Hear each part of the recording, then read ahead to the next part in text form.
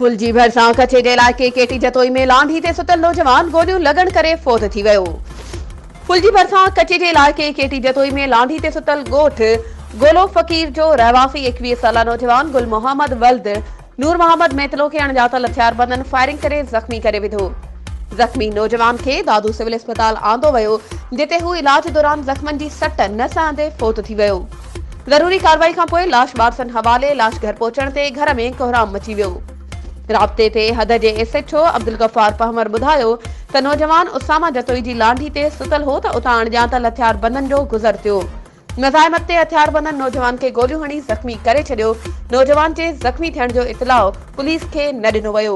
वारिस बिना इतलाउ जे नौजवान खे अस्पताल खणाए विया, जिते इलाज दौरान नौजवान फ़ौत थी वियो। अहिड़ो इतलाउ मिलण ते अस्पताल पहुची नौजवान जो ज़रूरी कार्रवाई खां पोइ लाश वारसनि हवाले करे छॾियो। वाक़े जो कारण मालूम न थी सघियो आहे। वधीक जांच कई पई वञे।